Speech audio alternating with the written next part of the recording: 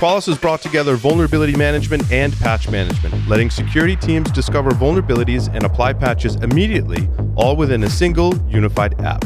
Sign up for a free trial of Qualys VMDR, vulnerability management, detection, and response today at securityweekly.com/Qualys.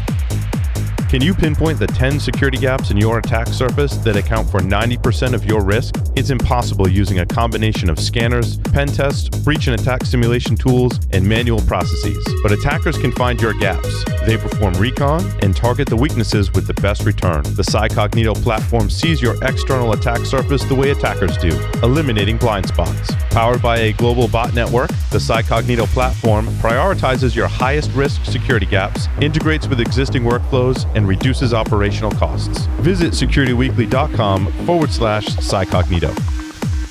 Welcome back, everyone, to Paul's Security Weekly. That's a big bottle of bourbon. Join us on June 10th at 11 a.m. Eastern Time for our technical training on insider risk. Learn how to quickly mitigate data exposure risks with a big bottle of bourbon. It always helps.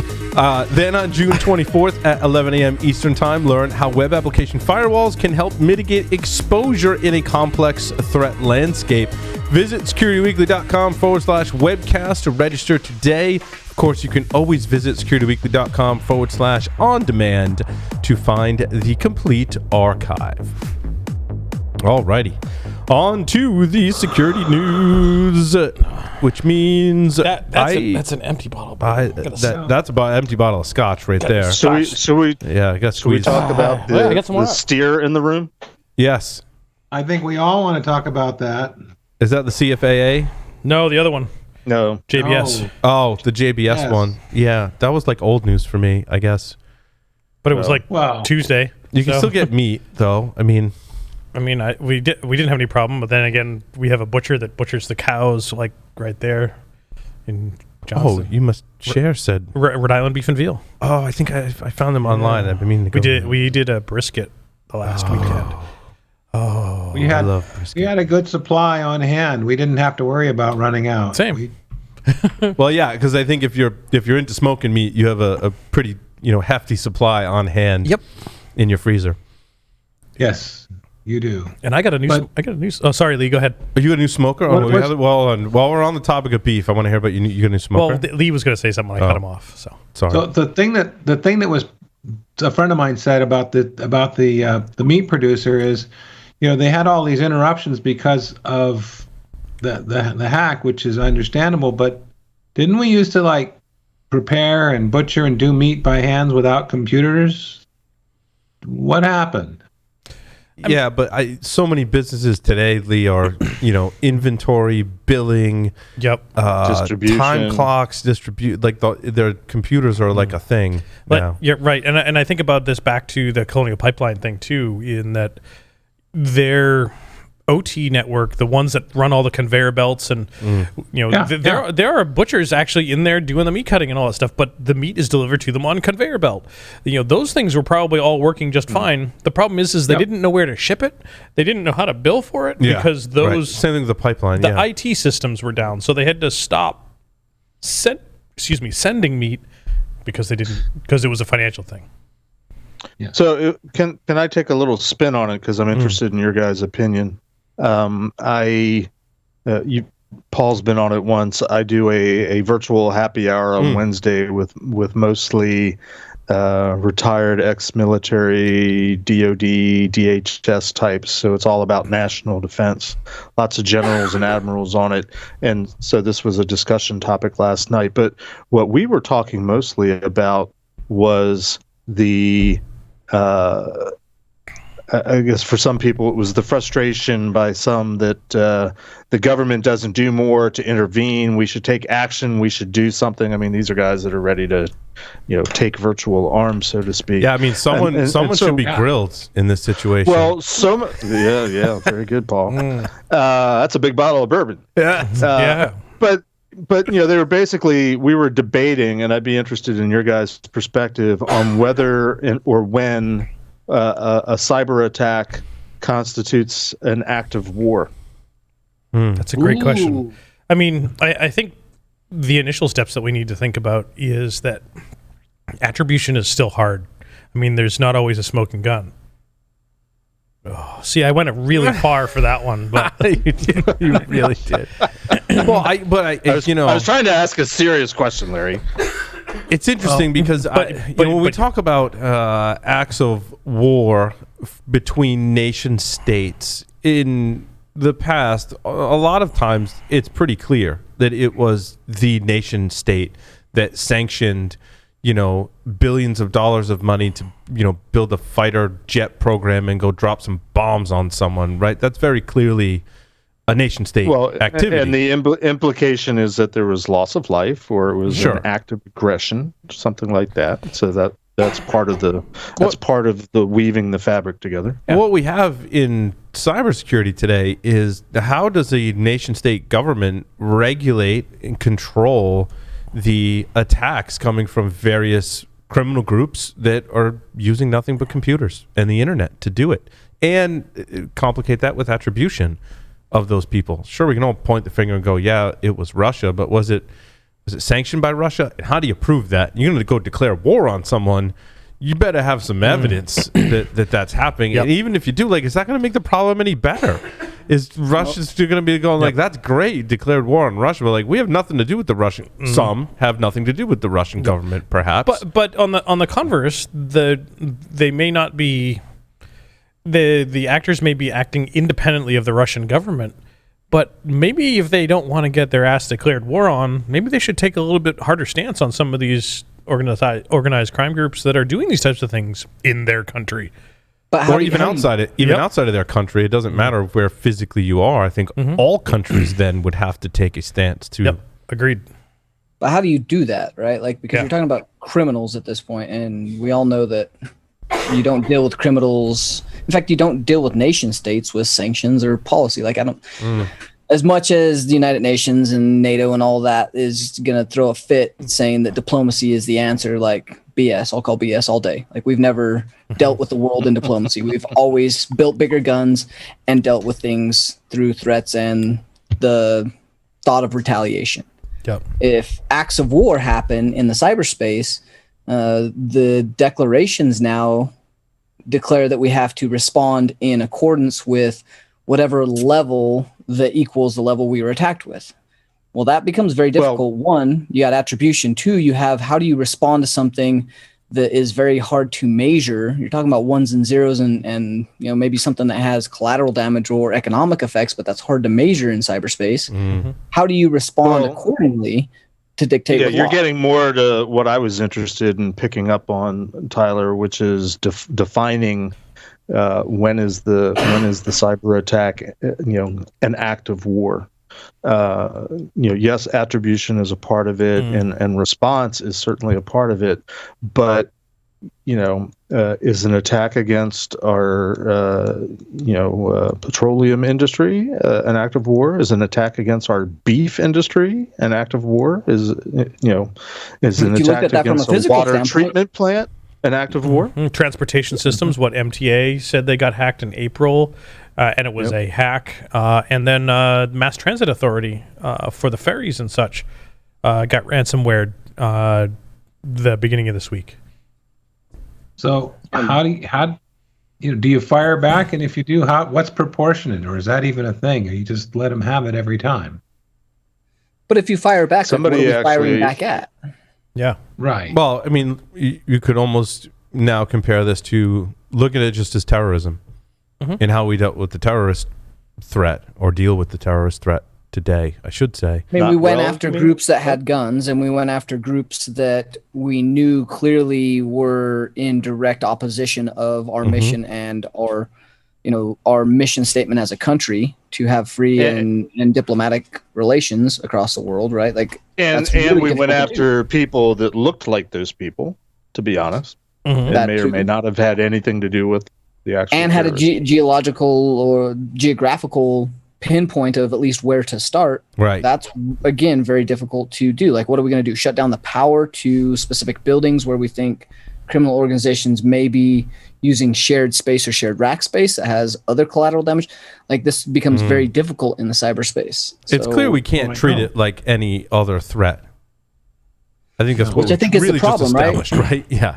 Yeah. Like everybody's trying to deal with this and do sanctions, provide attribution, deal with this based on the current war criminal laws that we already have stood up with inside of military. None of those, I don't think, apply and or can be utilized in the same manner without a lot of caveats. And so trying to make a square peg fit into that round hole is just not going to work. We really have to think outside the box in order to make this something that's viable. And again, diplomacy is not the option.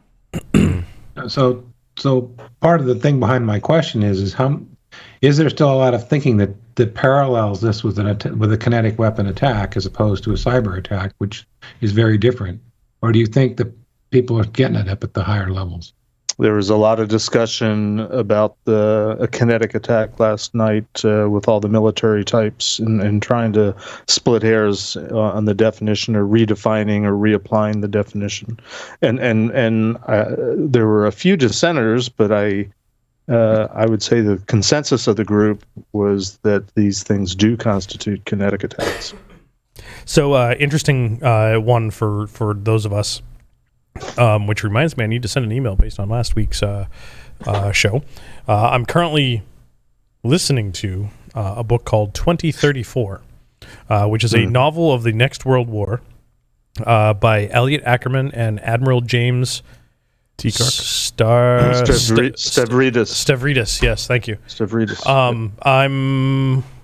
I've got a ways to go. I've got another 4.5 hours of the book to go, but it is very much starting to touch on these same questions. When an adversary, say against the United States, uses cyber capability and causes some damage, whether it be collateral or otherwise, financial, you name it, when does that affect physical retribution? I think they made it pretty clear in this book because there was some, they used cyber capability after the fact and used cyber capability for some initial actions to help those actions be capable. Like Dan was talking about, changing the street lights so that so-and-so was stopped at a specific street light at a street time so it could perform some action. So using some of that cyber capability to help their actions be more effective. Right. That's already. You mean like Mossad does? That's already in play. I mean, the U.S. has used those tactics in warfare. Absolutely. But when it gets turned against us, that's a different story. Well, that's the other problem that you run into is if we go down that path, which technically we probably were the first ones to go down this path, we really have no right to... When was that, Tyler? To point a finger. How was that, Tyler? And begin to... What are you referring to, Tyler? Nothing. You're not referring to anything. All right. Stuxnet is a great example. We went down that when path. Did you join the Backstreet Boys? It's 98 degrees, all right. I mean, it's got to be really hot if you're wearing that shirt. It is hot here. It's 99, yes. No, we can't point the finger at anybody else saying that they can't do this or we can't apply our ability to, or for someone else to have the ability to retaliate or begin a war in that manner because we've already went down that path. So that opens up a pretty big can of worms to try and go A, the political route, or B, set some very clear guidelines, which potentially we've already fallen out of. Right. So that's kind of hard to come from the point of criticism when you're the first one to kind of throw the stone. Yeah. Those who live in glass houses should not throw stones. I just think it's a different situation than we've ever seen with respects to, taking action in the real world. Yep. Than ever before. And potentially, some quite large impact. Like I was talking with some folks today and thinking about this, the last three actions that we had with Colonial Pipeline, with JBS and excuse me, the transportation in Massachusetts for the ferries and that type of stuff. Is it testing the waters to see what they can do? And if they weren't testing the waters, those attacks were all really poorly timed. Mm-hmm. Because if they had understood what they were doing to what those three industries were, timed for Memorial Day weekend, one of the biggest travel weekends of the year for automobile travel, impacting guests. One of the biggest cookout weekends of the year, meat, and travel to in the Massachusetts area to some exotic destinations by taking the ferries to the islands. Like, they could have done, if those three had been coordinated, or at least two of those had been coordinated, we could have had a really shitty weekend. Again, why I don't think this is nation state, right? Like this, if they had that level of access and they were perpetuating ongoing damage in a very strategic way in which, they've thought this out and they're trying to do this coordinated, this would have been a pretty devastating attack. This looks like target of opportunity again, and or criminal or ransomware gangs that we're going to have very little control over. Yeah. And Paul, your comments earlier were, I think it was you, was along the lines of the ransomware gangs are only targeting folks that have cyber insurance. Because the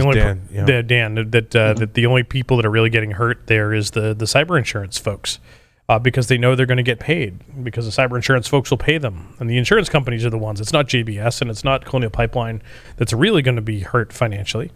And here they are getting millions of dollars to give the keys up, and now they have millions of dollars to help fund their operation, whether it be nation state sponsored or not.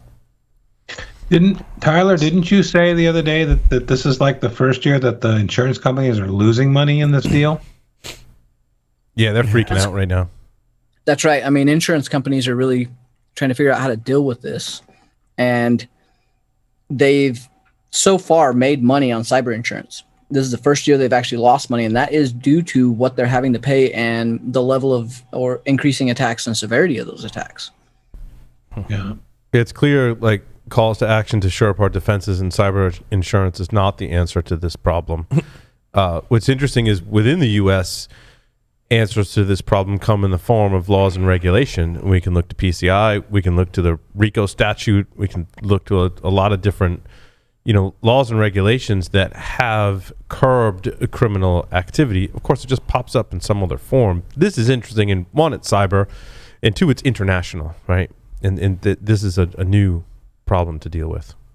So the intriguing idea that somebody floated in terms of how to fight back or retaliate or bring consequences at the nation state level is to block BGP for the countries where they think the source of these attacks are coming from for some amount of time.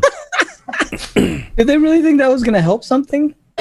I mean, they've obviously not done attacks in any form or shape or seen any of the attacks, because that's not going to do anything. So yeah, I think again, we go back to this comes down to where does it hurt and where is change going to happen? Change is the only way that this is going to get fixed. And that means having organizations really appease to and make efficient changes quickly. And a lot of that I think can be done via insurance companies and their ability to leverage what they're doing for policies and who they're actually insuring, because your ability to conduct business without insurance policies is basically next to none. If you don't have certain liability insurance, certain cyber liability insurance, you can't even bid or do procurement for most major corporations. So by doing that and forcing certain applicable changes that actually matter, I think the insurance companies are the best bet in order to start helping do this, and then stop funding a lot of these ransomware payouts. I mean, most cyber insurance say they won't pay out, and they don't pay out. However, the real problem is they don't pay out to the criminals. They end up paying out through a brokerage firm, which is another company that comes in to deal with the breach, and they pay a significant fee to have them brokerage the deal, and then they pay the criminals through a middle cutout man. Well, that's not helping anybody. The cyber criminals are still getting paid. So I think not paying and getting that solution fixed where we have a good viable option and things start to get secured through forcing that via insurance is probably one of the best solutions I've found. Yeah, I think not paying the criminals is certainly something to help the problem. Yeah, and you throw fuel on that fire. what was some of the rumors we heard about Colonial Pipeline, that even after paying all that money, they found that actually restoring from backups was faster than the actual decryption tool that they were given. So that they paid $4 million or some ridiculous $4.4 million worth, $4.4 million for, that was so slow that it was actually faster to restore from backups. Well, I mean, there's the companies that have threatened to just let the criminals release the data because you got the double extortion, and then use that for the substantial recreation of the data that they needed back anyway. So there's a bunch of different problems with the use cases once you start to think about this. And honestly, most of these incidents are a great time for companies to begin a good rebuild and start from scratch and do this properly. If you need to maintain the data and get some of it back, if you didn't do good cyber hygiene or backups, then do that and then restore that into something different, really making the timing work towards your advantage and showing your customers that you are improving by doing something useful from a breach, like retaining your personnel that have been through a breach. Listening companies, I hope you are. Those are good things to do during something like this. Are we ready to move on now? Yes. Yes, Okay. please. Let's move on. This is a very historic moment as the Supreme Court issued a 6-3 ruling. Which I think, was that today?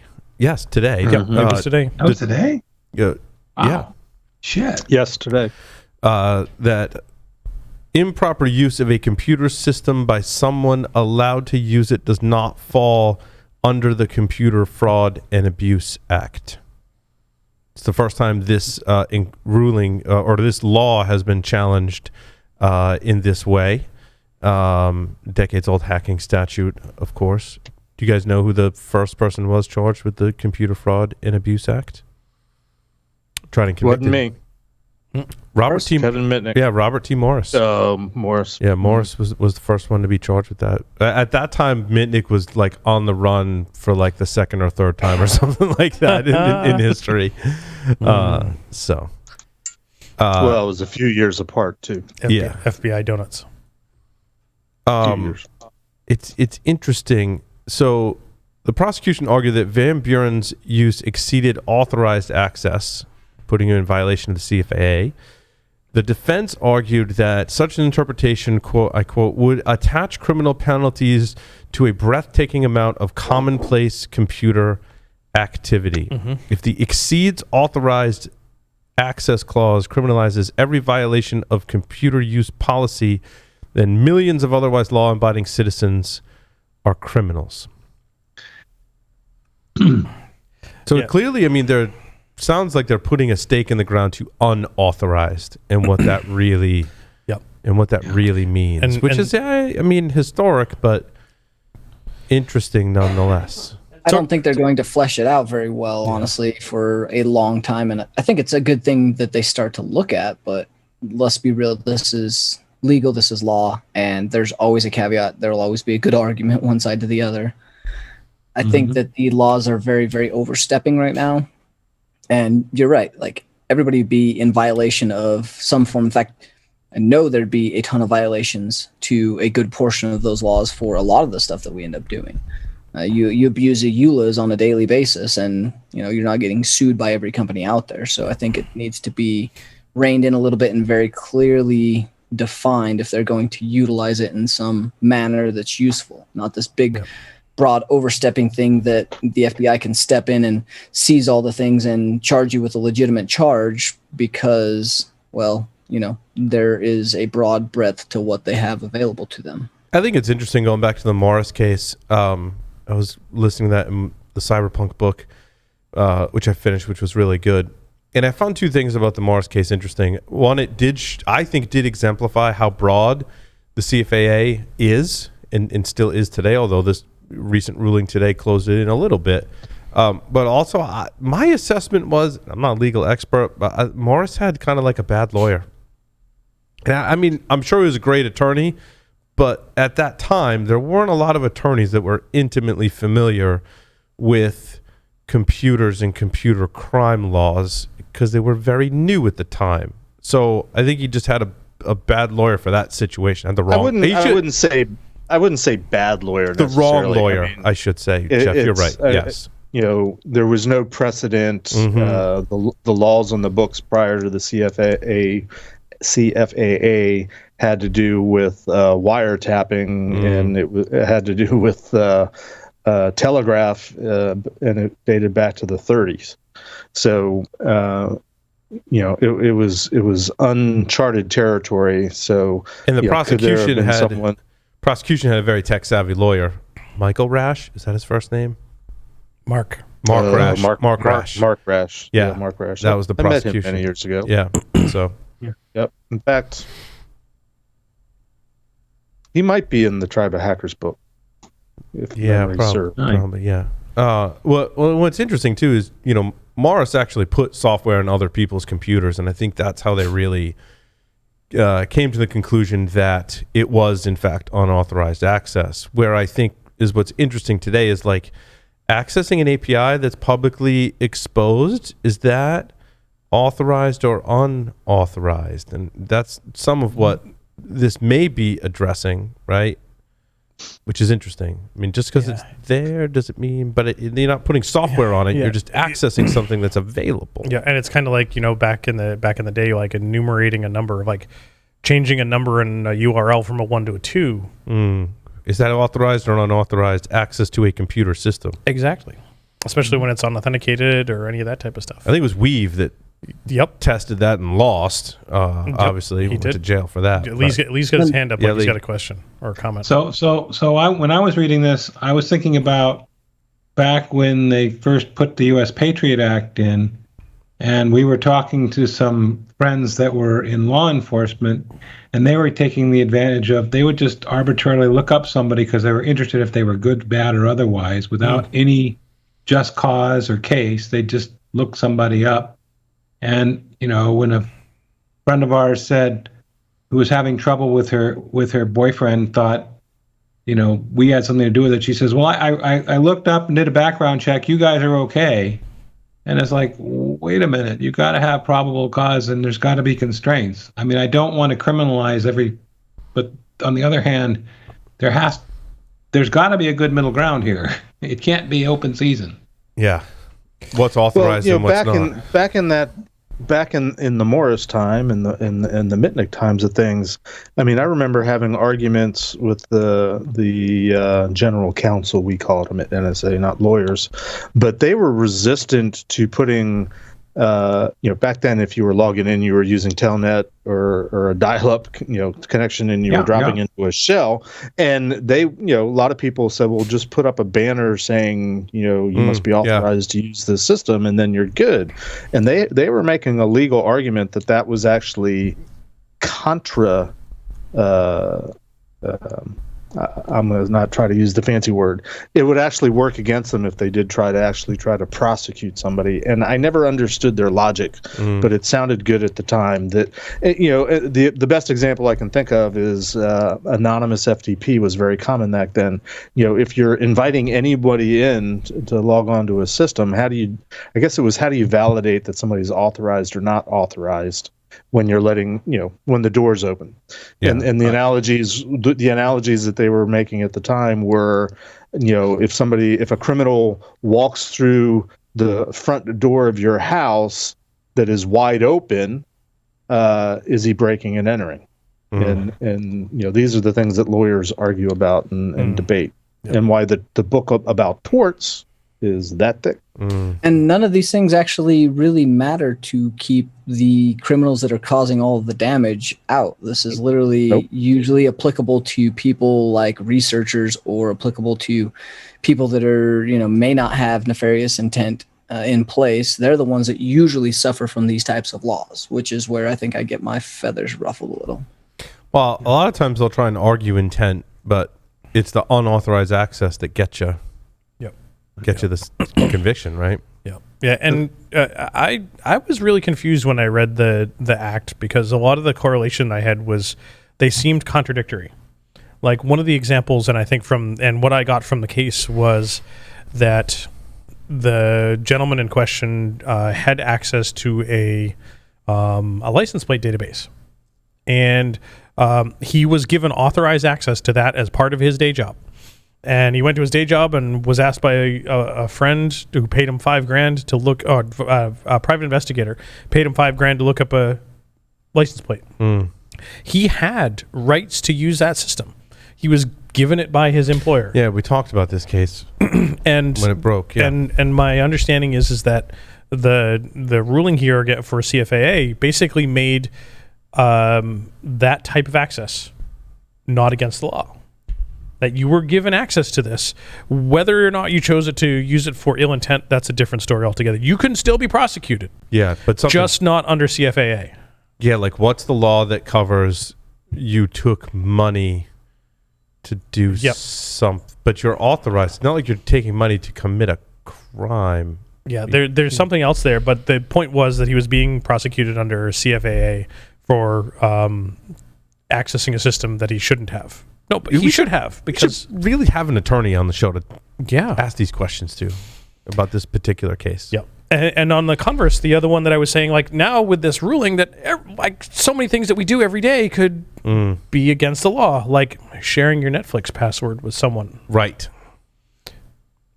But you're authorized to get access to the system because you have a username and password. And if I share that with you, you're now authorized. It wouldn't be the sharing of that would be covered under CFAA. It would be me accessing Netflix and using it that would be the unauthorized access. But simple possession of your password wouldn't constitute violation of the law. But accessing them. But why would it be? But why would it be against the law if I gave you my username and password and said, "Here, go ahead and use this. I give you permission." Is it that I don't have the permission to grant it? Not your system. That's okay. So that makes sense. Not your computers. Yep. And wasn't it just a couple years ago that Wassenaar was trying to criminalize the use of hacker tools, or what basically they use a different term, but it was pretty much whether using Metasploit for good or bad, it was against the law. They were trying to shut that down. Yeah, that's just that's like, I use knives to chop vegetables, but I could also stab someone with it. So maybe we should just get rid of all the knives and all the hacking tools in the world to be a better place. On the other hand, why not both? And guns. I mean, yeah, yep. And cars. But I mean, Germany do they still have laws on the books about hacking tools in Germany? They do, but they have since revised it to include intent. Okay. So, but they're also now audiobooks. And shout out to Dimitri. There you go. He knows what I mean. Catch up in the Discord.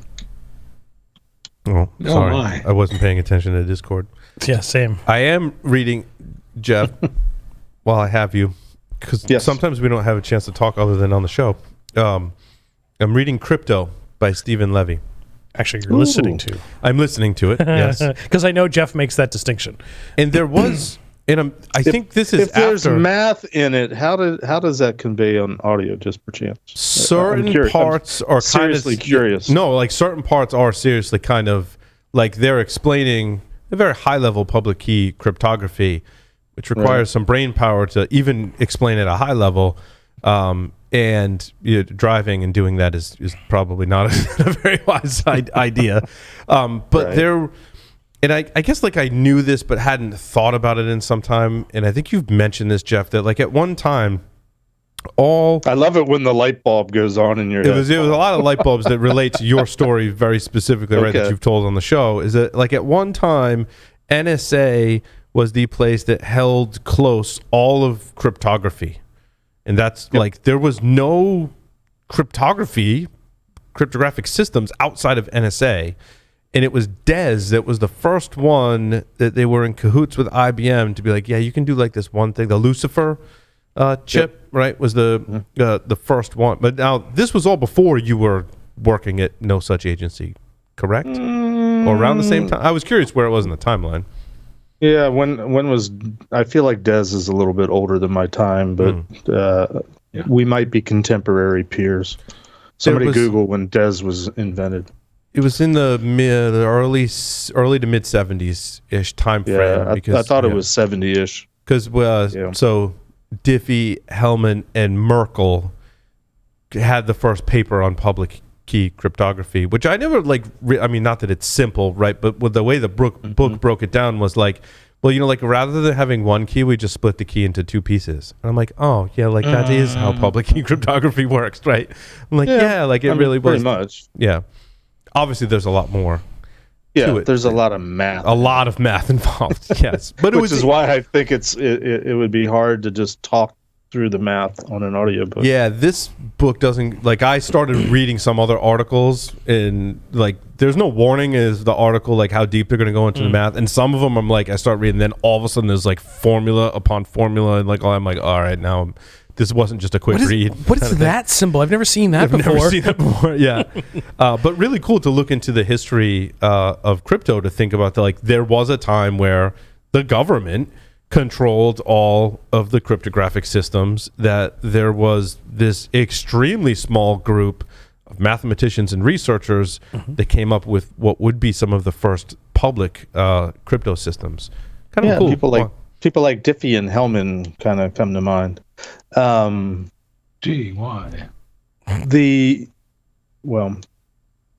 I had a point and I lost it.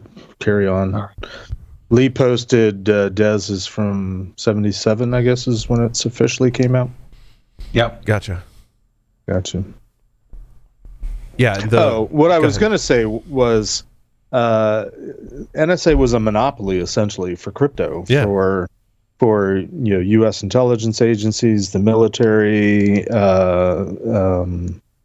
embassies, anybody doing business with the government, contracting and stuff like that.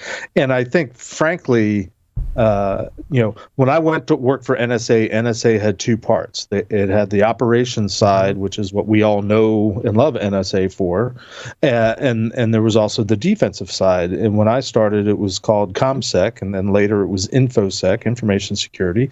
Later it became information assurance. And it went through iterations over the years, but it is now defunct. It no longer exists. That branch of NSA has been morphed and absorbed into other things.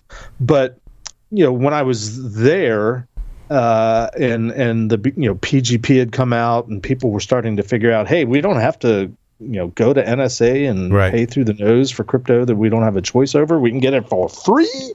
Let's start looking over there. As a monopoly that never had to worry about competition, and in some way, NSA, at least on the InfoSec side of the house, was kind of like a business, but it kind of wasn't. But they certainly weren't, in my opinion, ready to compete in that type of world, and I think that really handcuffed it did yeah NSA for many years.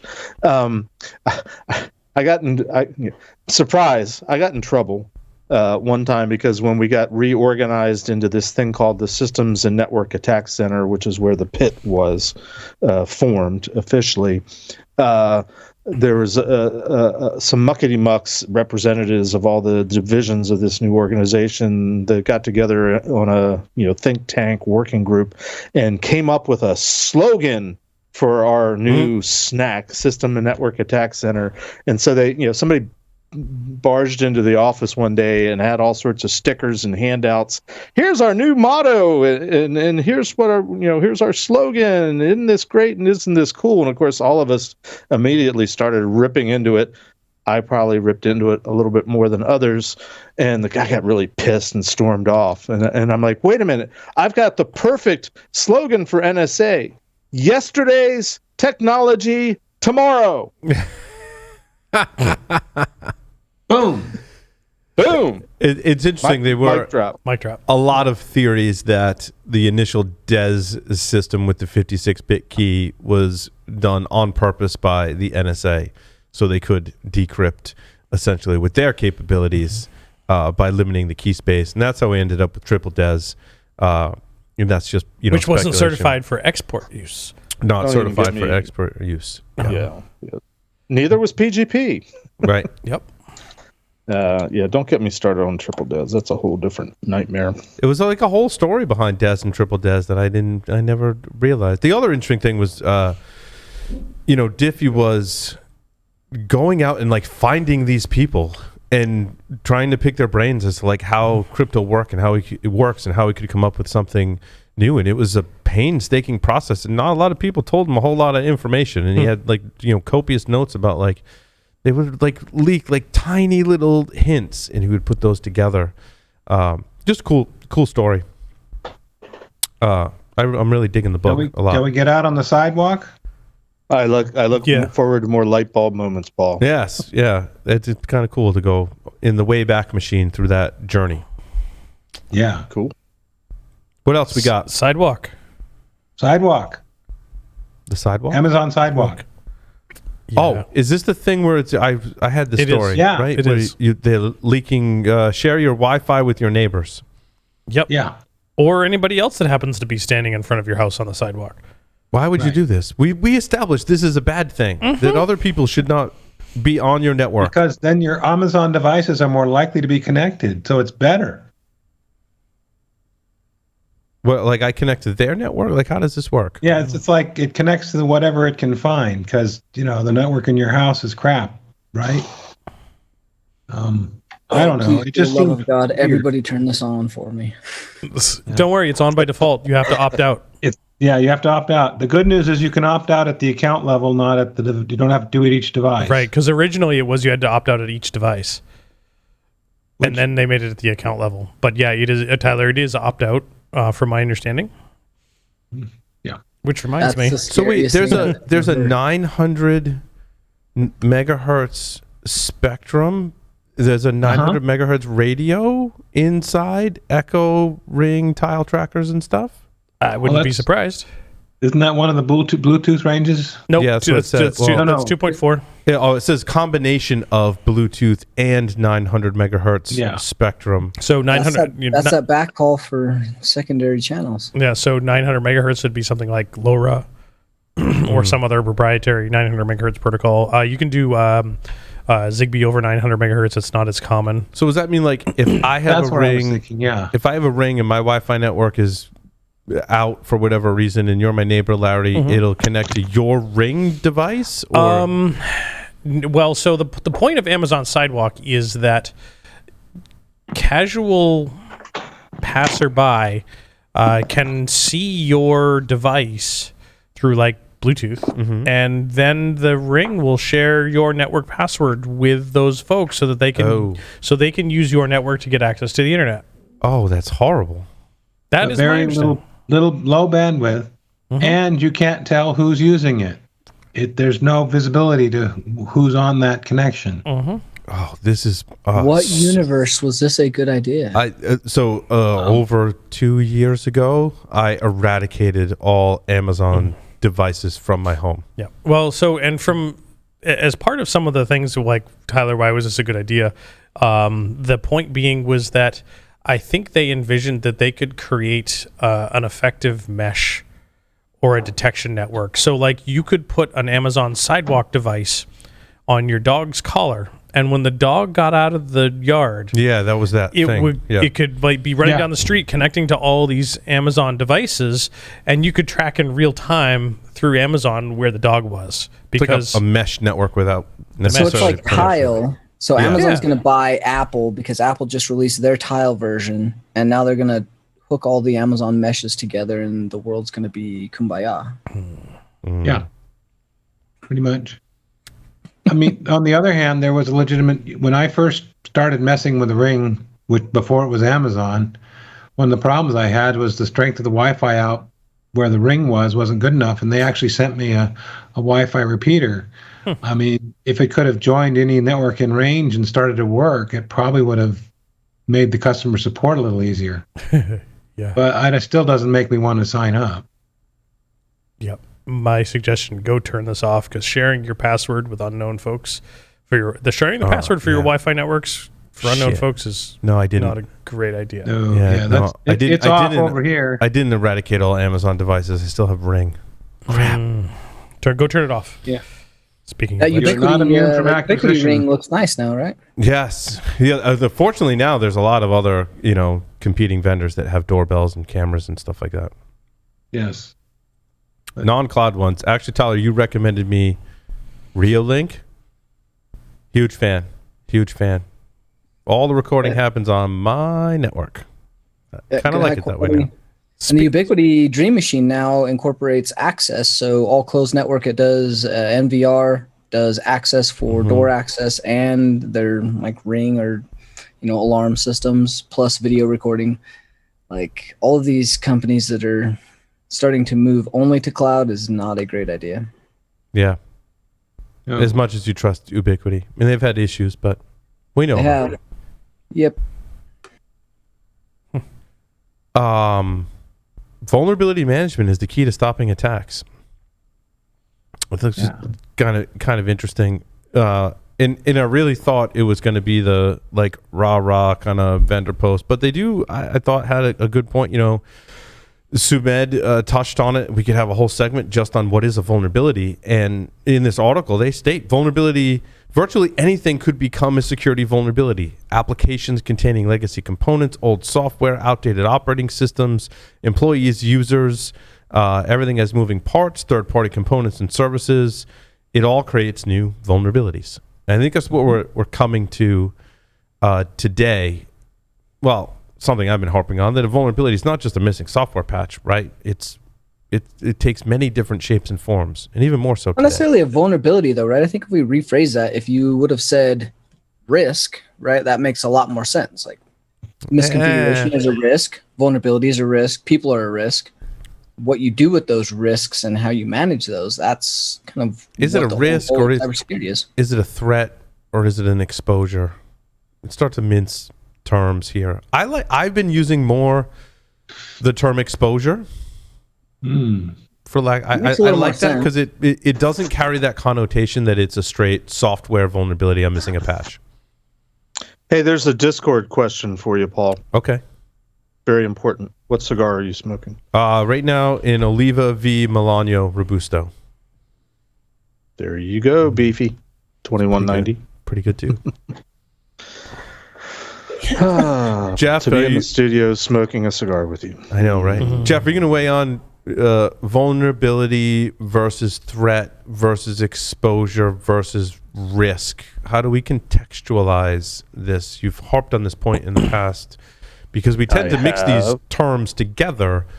We do. I don't like looking at just vulnerabilities, but threat is not the right term for it, as you've described on the show, Jeff, right?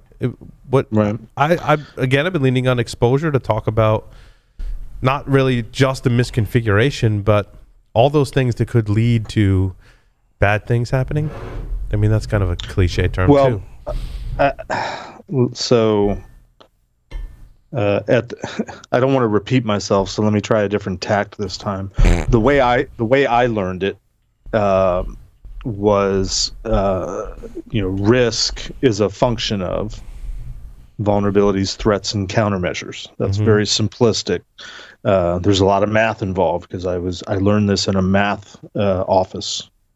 But what I always thought was significant about the way I learned to evaluate, because we were evaluating the security of systems, and so we were trying to dream up all the possibilities of, how could a system be attacked or compromised, what could happen, and we simply called those threats. And most of the time, we were looking at the threat from the perspective of it was a human that wanted to do something bad to you, which gets to the notion of intent, which sort of is blown away in our day and age because there's so many companies and organizations that have been compromised, not because the bad guys were going after them and targeting them particularly. It's just they happened to find that they were vulnerable to something that they could exploit. Oh, so what can we do with it type of thing? How can we monetize it is the question. Well, yeah, essentially. But we sort of would graph it in two different ways, and from one perspective, we were trying to determine what was the likelihood, which is how we were defining the risk, impact, that a system could be compromised given what was there. So there might be vulnerabilities, there might be misconfigurations. I'm using our terminology. That's not the terminology that we used back then. But given all the things that we see that are potentially wrong with it, how hard would it be for somebody to mount an attack against it, a successful attack? And we would rate that, low, medium, high, critical type of thing. And part of that was based on frankly, we called it GNP at the time, gross national product, what we know these days as gross domestic product. But we would try to calculate how much is it worth for a nation state adversary to invest in attacking this particular system. So that was the likelihood of, could it be actually, could the attack actually work, and how involved and complicated and expensive would it be? So that was one element of it. The other element of it was, what's the likelihood that somebody's actually going to try it? And I guess likelihood technically is multidimensional. That's more getting into the money, how much does it cost, and how much time and effort is what's the payoff at the end of the thing. So we would look at it strictly from all these attack scenarios that we've come up with. Could they work? What's the likelihood of success? And then what's the likelihood of somebody actually attempting it? We don't talk like that in our world today, largely. At least I never hear people talking about it like that. Risk is sort of the bottom line, and it's a value, or it's a perception, or it's a feeling. Are we going to take the risk? And it's based on, in our industry, frankly, thanks to the scan vendors, largely has focused all on the vulnerabilities, the weaknesses. There's things that can be exploited, and yes, it's been focused on CVEs and software vulnerabilities, but that's not because there hasn't been a lot of them over the years. But there's other things too.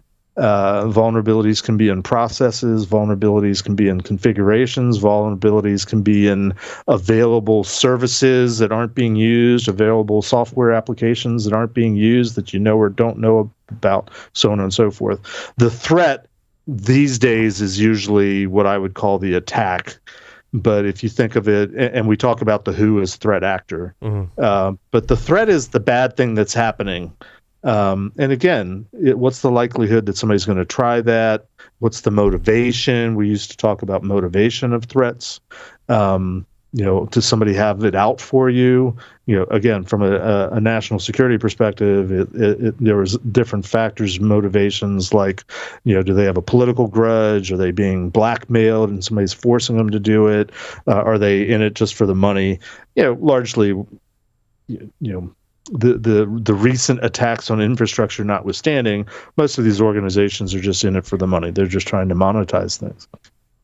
As an aside, I'm sorry, one more thought and I'll shut up. I was thinking about this today, and I don't know how to get the answer, but I'm wondering if, because ransomware attacks are becoming so much more popular and profitable and so much the focus, has it impacted what used to be the lucrative money-making attack vector, which was stealing credit cards? I mean, are bad guys that used to go after the credit cards, because it is getting harder to do, thanks PCI, our attacks against retailers and merchants and theft of credit and debit cards, I wonder if that's going down. I don't know how to get the answer to that. No, it's a good question. But I'm kind of curious about, are there ebbs and flows in terms of, what the bad guys are seeing as, let's all do ransomware now because that's where the money is. Let's not try to make money off. But I think with Tyler, hang on,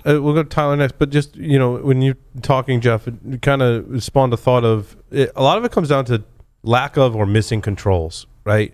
Dan gave the example, I'm not sure if it was before the show or not, where there could be devices that are hanging out there, they're running telnet, and it's a really easy guessable password, and that lets you control some piece of infrastructure, let's just say.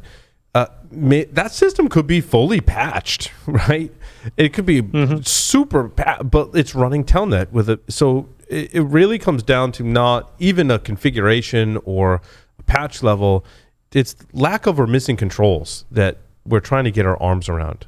Well, I think it's more fundamental than that. I don't disagree with you, Paul, but I think the true root cause, and I guess I am still putting a PCI filter on this, but to me it's the lack of process, because there are requirements within PCI that if you were really following them would prevent everything that you just described from happening. All the weak controls, missing controls would not be there because somebody would have vetted it, because they have a process for finding it, preventing it, not allowing it in the first place. Right. If it's a process a vulnerability, to implement the right controls. Yeah, is implement. Yeah. And we were talking about it on the Discord. I think somewhere in the last segment was the whole notion of inventory. Sumedh made a statement towards the end of his segment about something about inventory, and it all kind of starting with that. And I'm like, yeah, it starts with knowing what you have, but the way to do that isn't just go out and run a scanner or run a vulnerability management solution. To me, that's how you check your work. But there's processes that should be in place, correct, that enable you to know your inventory. And if if you're so out in the use case that companies are out there, which I know is true, unfortunately, that you have no idea what's out there and you don't know what you have. Yeah, you need to start somewhere and find it, but to fix it and to really need a process. Shore it up, you need a process. Completely agree, and I think that's where when I start from scratch, I'm like, we're not buying any tools, we're not doing any of that stuff. Like, we need to identify what the processes are, and more importantly, who the people are in that process that are going to take actions, why, when, and how they take actions. Now we can start implementing technology to help us with that process, and also, like you said, Jeff, check that work, right? Make sure that we are actually implementing that process. Yeah, and automation and the use of tools is going to be the end result in most cases. Yep. Because that's cost effective. It's the vendors that go out and sell that solution before the companies are ready to, like Smith said, it's a maturity thing. They're not, yes, they need to do that, but if they don't know why they're doing it, and they don't know what the upshot is, and they don't know what to do with the output that's produced, that again is a process issue. And sorry, Tyler, I'm gonna get Tyler was in here somewhere. And that's one of the reasons why I was challenging Dan a little bit on the technical level of leadership. I understand in some of his cases it's gone horribly wrong, and that's fine. But what Jeff, you and I were just talking about is really, you don't need a huge technical understanding to know that you need people in processes, and you need to implement these things to be able to implement controls and have all of this. That's not a lot of technical stuff. That's more of like a people and process and leadership thing. And you can rely on your technical folks for the technical inputs to go, okay, like, wait, why do we want to eradicate legacy operating systems? And go, okay, let's build, let's make sure that's in our process. I think, I don't want to discourage people that aren't technical from getting into our field was my other thing. There's a place for that. People with real skills in leadership and process and communications is one of the things that we need. We do need people with technical skills as well, but we need those people to work together as well. Sorry, Tyler. That goes down to trust, though, right? Like, that comes back to good leaders know the right people to put in the right places. Yep. They trust what they say, and their understanding only needs to be so deep in order to trust the process, trust who they have in place to make those decisions, and help them lead in the right way. Right. Good leaders the right rely on people. I always say, and it's from Jim Collins, good to great is a good. Yes. We talk business books, right? We've got a list of hacker works we talked about last week. Business books, good to great. Jim Collins. Get the right people on the bus, but get them in the right seats. Yep, that leadership dichotomy too by Jocko is another good one. Yep, and Jocko's Extreme Ownership is another. I have a list actually of good. A lot of them came from Michael Santarcangelo. Thank you, Santa. Gave the best recommendations for books. Dan was alluding a little bit to it, and you have to filter with Dan sometimes and understand. Don't get me wrong. I love Dan, where he's and coming from. I respect his opinions. Yeah. But it's not just about leadership. You can have the right leader with the right smarts and the right motivation and the skill and the gumption and the incentive, but because most of what you're going to propose doing costs money, and if you can't justify that, you're probably going to get shot down. Unless one of several things happens, and the first and foremost usually is, unfortunately, companies been through a breach, and all of a sudden they've got religion, they're going to do it right, or I'm sorry to say, regulation and compliance that forces them to the table to do the things. Yep. And then the art is working within the framework of what you have to do to actually get done what you want to do and need to do.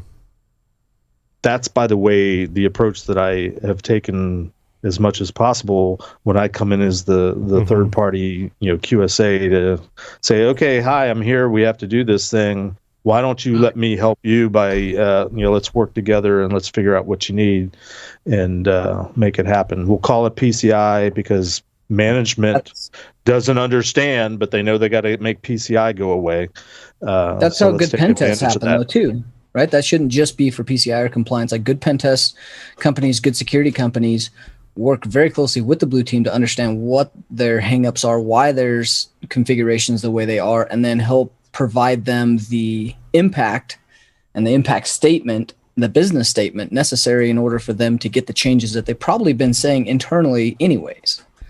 Like that is a common thing. I agree with your assertion, Tyler. I cannot think of one company that I've had in the PCI world, and we have several customers that are Fortune 10, let's say. They probably have a blue team. Most of the companies I've worked with would not have what they would describe as a blue team. They might functionally have the roles.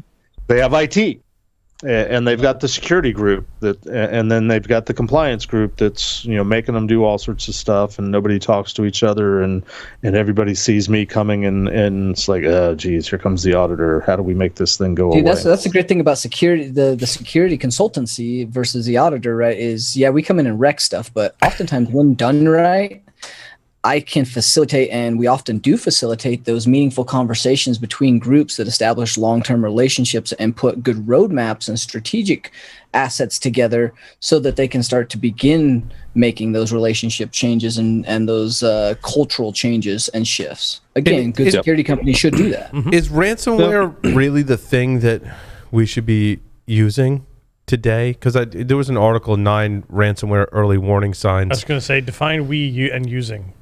Right, but there seems to be, so let me rephrase that, Larry. There seems to be a narrative today in cybersecurity, given recent attacks, that ransomware is the enemy and we need to defend against ransomware. And we seem to be, in a kind of historical way, very reactive to whatever the current threat is. That's what we need to protect against. And well, that's what we do, Paul. I think that's a good. Is it? From a consultancy standpoint, it shouldn't be, but we have to utilize the tools that we are given. CISOs and their buddies and everybody talking at a higher level is seeing this on the news. It's in public light. Their ability to go to a board and or facilitate budget and change or personnel is based on a changing fear, culture, which is changing culture. Yeah, everything I've said for the last 6 years on this show, scratch out PCI, write in ransomware. All of my statements stand. You're not wrong. You're not wrong. It's the buzzword that's going to get the attention and get the notice and get the investment. But as security people, we have to leverage that, right? That is what we are designed to do as a consultant. And so I think this is leverage it, yes, but do it in a constructive partnership advisory type of way. FUD is not the way. Not exploit it to make money like the vendors. And I think that the boards that are asking about the FUD, like, hey, what do we need to protect against credit card theft? What are we doing against ransomware? What are we doing against ransomware? Right? That's the better boards are asking, what are we doing in our cybersecurity program? Because cybersecurity can really, lack thereof, can disrupt the business. and we want to make sure that that doesn't happen. And I think it's a much more constructive conversation, even in just the nuances of the phrasing. Maybe articles that are 9 ransomware early warning signs aren't necessarily bad. The things in this article are really talking about defensive measures that we've talked about for some time. That we should have been doing for years. Phishing, suspicious logins, illegitimate network scans, signs of test attacks, presence of known hacker tools. And how do you mitigate and remediate most, if not all, of those things? Are the same security controls and processes that work for PCI processes and security controls. Yep. We're getting to the same endpoint. Yep. It's how you get there, and how much Jedi mind trick. I can very much imagine that conversation with those folks on the board, and the board coming and saying, "What are we doing to defend against ransomware?" And the answer would be nothing, because for the last 6-10 years, we've asked you for money to do network segmentation, for two-factor authentication, to do phishing unawareness training, to do better email filtering, and you've denied it all. I think that I want to see. I want to see less. I want to see less hands-on security practitioners needed, because I want to see that security inside of the other IT teams. I want to grow the IT and infrastructure development teams and have them all be doing Keep going, Paul. It shouldn't stop there. It should be everybody in the organization understanding the context of what cybersecurity means in their job, and what they mean to cybersecurity. Agreed. Lee. So the thing that I'm interrupting on is that the other piece that often gets denied or shoved under the rug, and not just by the bean counters, is to actively practice your recovery process. I don't mean to somebody goes out and buys some shit all over the cloud, you can virtualize it, and actually produce a system, run an application, starting only with the backups. I mean, that's freaking hard. Yep. So, to think about that, the many years I spent in healthcare, the last, I want to say 5 years of that job, I was also the manager for disaster recovery and business continuity for the IT group. I know, and it sounds so boring, and a lot of times it really is boring. But and I will tell you, that job sucked. And for me, the reason why that job sucked was, look, we hired some really smart folks. We have a plan. We can do the plan. Let's go test it. And they said, great, yes, test it. Come up with a test plan for us. And the first thing we said was, great, we're going to take a day that is traditionally one of our slowest days in the hospitals for ER and all that type of stuff. And we're going to take one of our hospitals and we're going to put it on diversion. So all the cases go to another hospital. And between the period of 2 a.m. and 4 a.m., we're going to fail over to our hot site. And they looked at me like, we're going to do a what now? We're going to fail over and take our shit down so it doesn't work? And then we're going to come back and you're going to make us validate data? Yeah. Our shit's not going to work for another couple hours? It's like, do you want to test it, right? And they're like, how about we do this on paper on a table? Like, how about we run a tabletop exercise? I spent 4 years trying to get an actual exercise, and I got 2 tabletop exercises, and that was it. Yeah. So, you know what I'd like to see? Because this ties together on Security and Compliance Weekly. In the last couple of weeks, we've been talking about various security awareness training programs and things like that. And the trend, like we're just talking about with trends, has been on phishing rather than, back in the early days, it was how to create a good password. And I'm like, I had this thought the other day. I have lots of thoughts during the day. Why aren't those phishing campaign emails that I'm getting once a month because of some certain company that's, we're paying for these things? Why aren't I seeing those phishing emails in my spam box? Think about it. Think about it. Why is it up to me to not click on a link when a link is obviously a malformed link that's going somewhere that's easily Googleable? Why isn't that email ending up in a spam filter? In a spam. I mean, Well, I mean that goes to the style of testing. Do you test with the security controls in place, and do you also test with the notion that an attacker could bypass your security controls, and what happens when they bypass the security controls? That's kind of my counterpoint to that, Jeff, is I think there should be tests that do both. I think there should be tests that do put it in your spam folder. I think there should be tests where they're bypassing it to say, well, what if? We had this discussion before the show. Like, you hire us to do a web app pen test. Great. Whitelist us in your WAF. But we don't want to whitelist you in our WAF. Well, you hired us to test your web app, not your WAF. Right. My first question to you, Larry, was, so do they give you access to the source code? Nope. Yeah.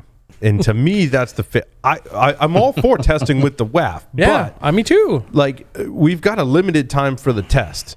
And so to really, truly emulate all the attacks I could possibly do, give me the app, give me the source code, let me comb through the source code, let me stand the app up and do my own testing, and then let me test your app through the WAF, right? Because now you're getting a double whammy. You're getting everything I learned about your app and all the attack vectors I could discover on my own, and I'm also going to test and see how feasible it is for me to run those attacks through your WAF. So I'm testing your app and your WAF. You're getting a double whammy. Yeah. See, and that's the problem with security awareness training is people who focus on security awareness training think that phishing should be to trick a user.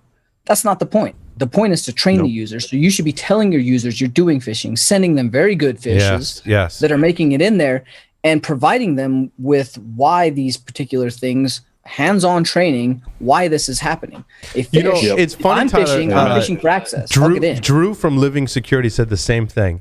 He said, I like to recommend that people, and he does awareness training, I like companies that tell their employees, we're going to do a phishing exercise. Like, this is what it's going to entail. Let me know what you see. Yeah, I think I mean, the technologies are there. We test the technologies. The technologies are there to protect the user.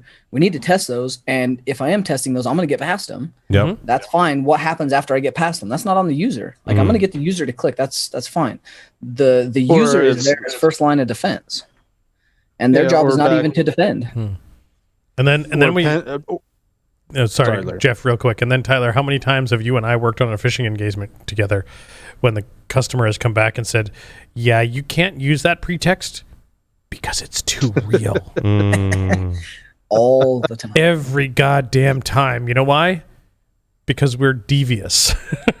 Yeah, tell that to the attackers in the real world. Oh, well, let's do an unannounced penetration test. We're gonna try to break in sometime over the next 2 weeks. Well, let us know exactly when you're coming so that we can, not tell people that you're coming, or whitelist you or whatever in today's world. Or from a PCI context, we're supposed to be random sampling systems to see if you're actually doing the things that you following your processes.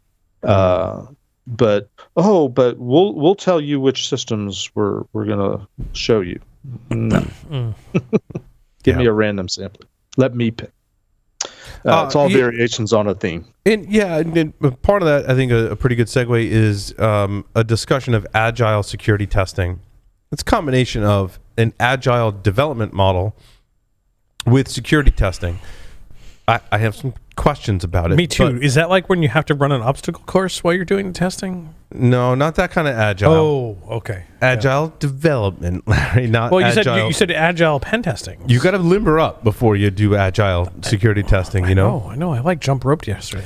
Yeah, you got to run some Nmap scans, fire up your Metasploit, limber up, limber up your tools. No.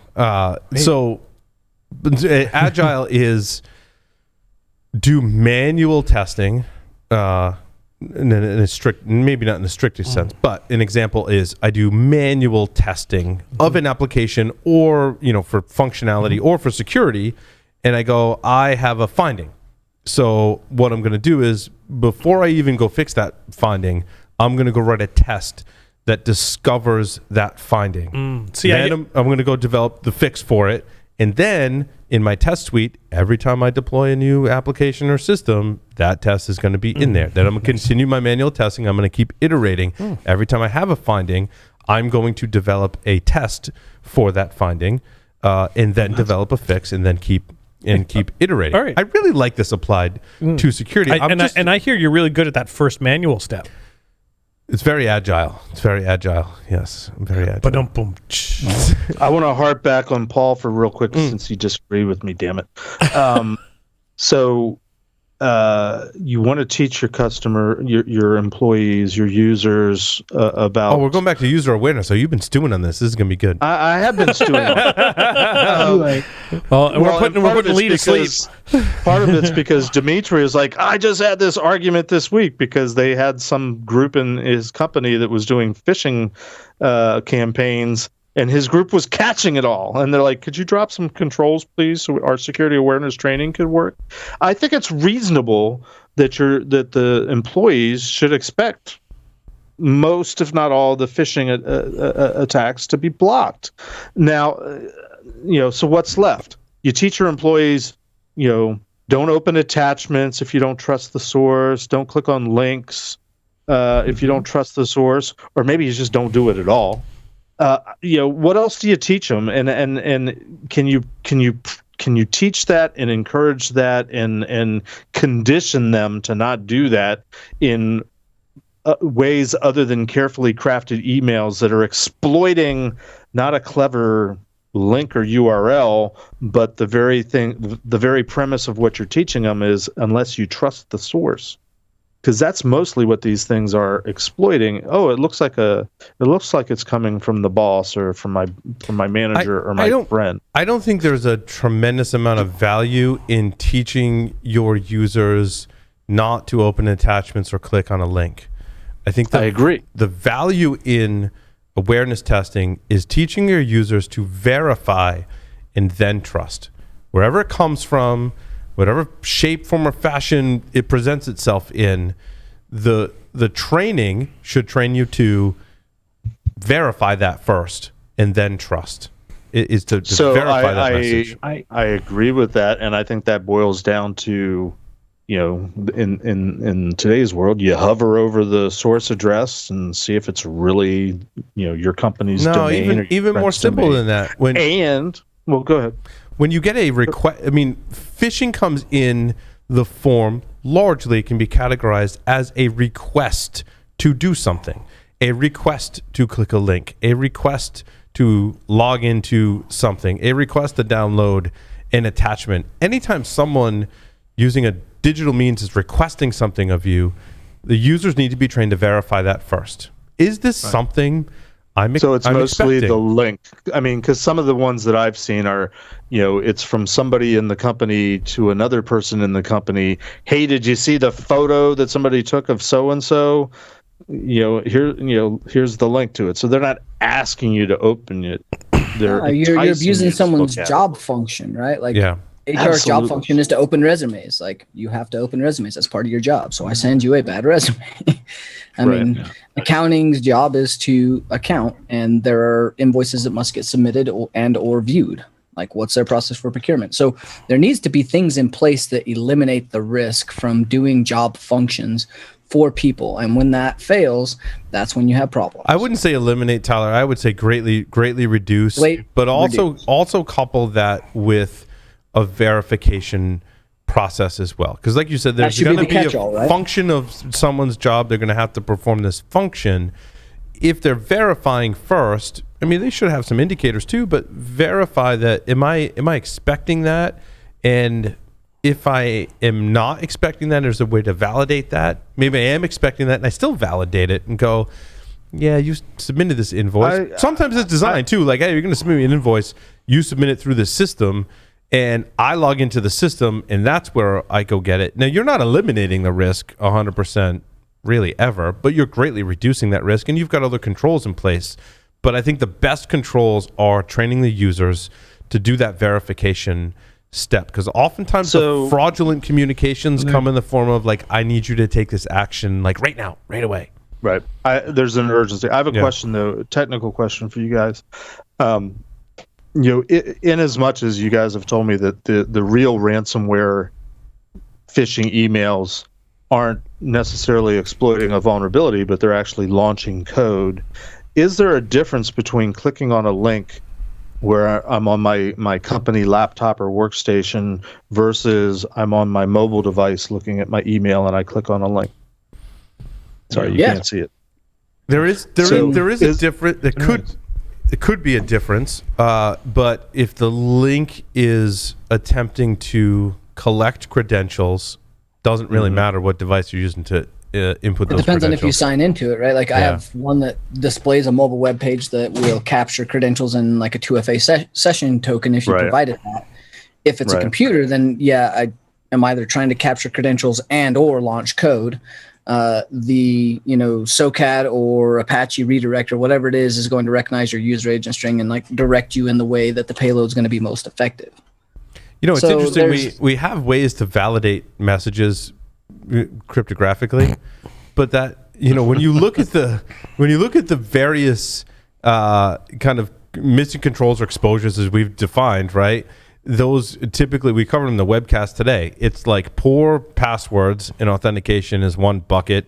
Phishing is another bucket in terms of threats and misconfigurations.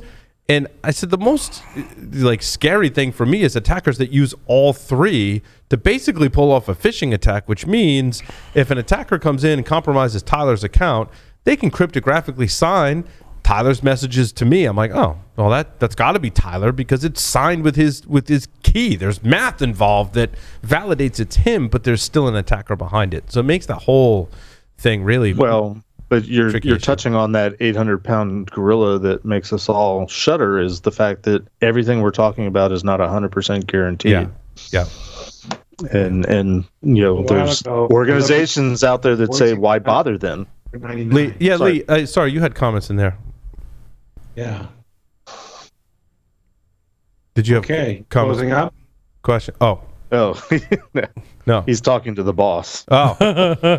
But what's interesting too is the controls, the validation oftentimes comes down to a password or control of the key, right? For me, to Larry to know that it's me sending that message, it's up to me to protect my private key to sign that message. And if an attacker takes over my machine and then gets access to my key, everything's out the window. And we hope that we can limit it to those attacks via the other methods that we described, because like you said, Jeff, you're never going to be 100%. So Lee does have a comment. Lee does have a thing. Okay, go Lee. Yeah. So what I was going to say earlier is that when you were talking about verification, I wanted to interject the idea of critical thinking. It's analysis. You got looking at the context. You get a FedEx alert for a package being delivered, but you don't use that email for FedEx alert. So why is it coming? Big bottle of bourbon. Is this relevant?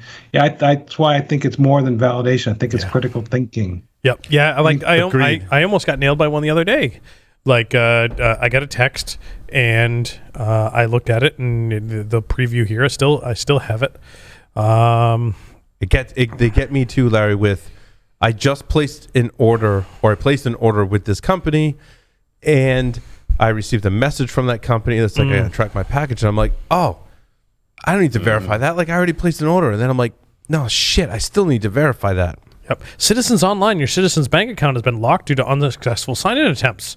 If you want to unlock your account, then go to goog.io. Yeah. Look at message history. No other message history. Yeah, you can die in a fire. Mm-hmm. How about? Yeah. Go ahead, Lee. Here's one I'm seeing now is, and I don't know if it's because they're lazy, but I'm getting, instead of a cold call or I'm getting a meeting invite. Come meet with our marketing guys or whatever. But I don't know these people from Adam. Mm-hmm. And I'm thinking, how many people accept that? Or better yet, go click on the Zoom link if it's really a Zoom link or whatever the conferencing platform is. We have one like that too. Yep. Another story, or let's close it up. I say one more. WordPress plugins are responsible for 98% of all vulnerabilities. I'm assuming they meant in WordPress. In the world? Yeah, I was going to say, there's got to be more. There's got to be more narrow context there.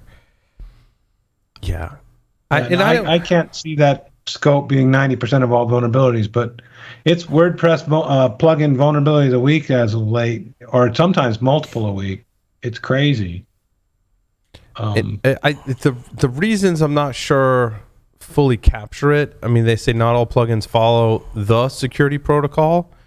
Like, first, is there a security protocol for WordPress plugins? Yeah. And is protocol really the right word there? Probably not. The author was not very graceful with their words. I kind of know what they're getting at, right? Like, there is no, like, a better term is security standard, security guideline, security policy. The quick read from this article is that the author is not a native English speaker. Yeah, no, I get that. I do think that what they were trying to say is important to discuss is that WordPress is 40% of the websites out there today. Hugely, like, we're not going to get around the fact that WordPress is prominent. It's here to stay. People are going to use it. People are going to then extend it and develop plugins. And right now, those plugins are they're a security nightmare. It's the Wild West. I mean, and themes. Well, I mean, we've certainly, one thing we've proven in this show is that we can cover vulnerable WordPress plugins every week. We haven't brought it up in a while, so I thought now might be a good time. But if there's a lesson to be learned from history, the great Windows versus Mac OS debate, over the last 20 years or so, typically the solution that has the largest market share is the one that's going to get the most attention because so WordPress may or may not be any worse than anything else out there. It's just they've got the market share, so they've got the attention. So just keep that in mind. I thought it was also Microsoft. Go ahead. Microsoft went and became much more secure, like their base OS and their capabilities, because but it took them how long would you say? Yeah, but they also, Jeff, they also probably had the most lines of code to secure out of any one single organization. Yeah. And the most developers to implement that across. Now, is that because they didn't have really good coders in the very beginning, or because it's that complicated? I wouldn't say good coders, but they didn't have a security focus or security culture. Certainly, what was the term you used about the lawyers earlier? They had really bad programmers. Yeah, that would be the analogy, right? For this show, they had really bad programmers. No, they maybe had the wrong. Really bad programmers. They didn't have the wrong programmers either. They didn't have the programmers with the right security mindset or skills, and but they developed that. And then, to your point, it did take them time. But I think it's a good model when we look at WordPress to say Microsoft had to develop a culture. And Tyler, I think is where you're going, right? Develop a culture, guidelines, protocols, and processes so that developers were set up to write more secure and more reliable code than they were before. And it was a business benefit. I truly think that more resilient code is better performant, more reliable, but also secure. And you can achieve all those things by writing better code. Well, not to be too cynical, I would wager that Microsoft did it ultimately because they thought it was in their best interests from an economic perspective. Agreed. It certainly costs them a lot to implement all the things, and they've come a long way and they've done great stuff. Don't get me wrong, but they're doing it to maintain their place in the market. Right, and they can do that because at the very least they produce largely proprietary code that's produced in a commercial environment.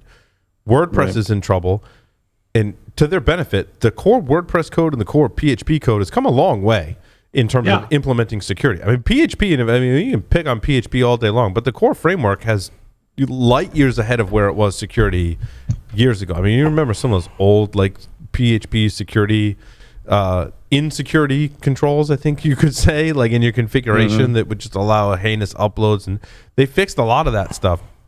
The vulnerabilities lie in the other people writing the code because they don't control that. I think that's what the author was trying to get at, that not all plugins follow the security protocols. Really, like anyone can create a plugin for WordPress. So do they follow Apple and like make an app store that has to get verified and validated for security aspects? It's interesting. That seems like a good framework. It's interesting the balance, right? You go back to no independent verification and validation, though, Tyler. That's my objection to the Apple Play Store. direct opposition of openness, though, right? And we play that balance. We look at Apple, the most restricted environment, also happens to be one of the most secure, but it's the least open, right? Well, what I mean, it may have come across as what the hell are they doing? I'm not saying that they're not doing great things. It's just a sound cryptographic security practice to get a third independent third party to look at your work. Period.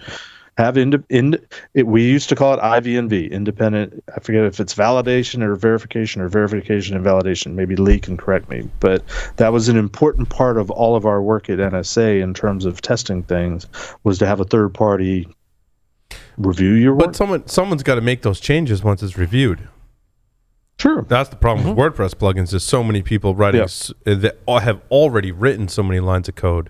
How do you compel them to make improvements? These improvements take time, and time is money. And how do you convince people that are maybe putting out a free or even commercial WordPress plugin to go, you should apply some security? I think commercially, actually, that's one of the tricks of WordPress that many of us know, right? Is if you buy a WordPress plugin, typically it's a lot more secure than the open source and open free ones, right? Positive reinforcement or negative reinforcement. Looks like Lee's got a comment.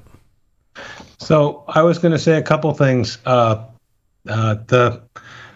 WordPress has added code libraries and things that'll do input validation for you, and if the plugins need to be written to use them. Yeah, that didn't used to exist before. But they got to rewrite. They've got automatic updates now for plugins and the base product that you just have to turn on. So that's new, and it's raised the bar. And then there are third-party firewalls, WAFs, call them whatever you want. And hosting providers too. We talked about WP Engine. They do a great job of securing the infrastructure. So much so that awesome for them. I have to write them and say, hey, I want to scan my WordPress. I'm like, can you whitelist my IP? Because I can't scan it because you've got controls in place that are doing that. They won't really disclose all the controls that are in place, rightfully so. But having a hosting provider, Lee, that does that, so much so that I am concerned for people that want to host their own WordPress, because the amount of work it takes to properly secure that infrastructure is massive. I don't know that I would want to take that on myself. I would want to outsource that. Right. I think I was having a conversation with a friend. I think they're mentioned in here. It's like Pantheon or something. They not only do WordPress hosting, but I think the plugin directories are like read-only in your production. They do a bunch of read-only stuff just as an added belt and suspenders, which is kind of neat. So you're right. Hire professionals. Get help. I also think that the fact we can see all the code, again, the author, I think you're right, Larry, English was not the first thing. We can see the codes of the plugins. We can see those codes. It's open source. And inherently more secure. No, I don't. I think for that's what experts were saying 25 years ago. Just saying. I think for most people, having access to the source code doesn't necessarily mean you're going to be any quicker to find a vulnerability in it, unless you practice. I was being facetious, Paul. Right? You have to build skills to look at code and go, yeah, that's a vulnerability. That's a skill set, certainly. I think a lot of other people get there more quickly just by scanning and testing and just trying vulnerabilities and exploits. So, hey, just real quick before we head out. Today, while we were on the show, another ransomware attack for Cox Media Group. All the live streams for radio and TV stations owned by Cox Media Group, affecting more than 20 markets, were allegedly ransomware attacked. Ooh, good for us. They have nothing to do but watch Security Weekly. Curious how much that one's going to cost. Yep. Well, we'll talk in depth about it next week's show. Sure will. Sounds good.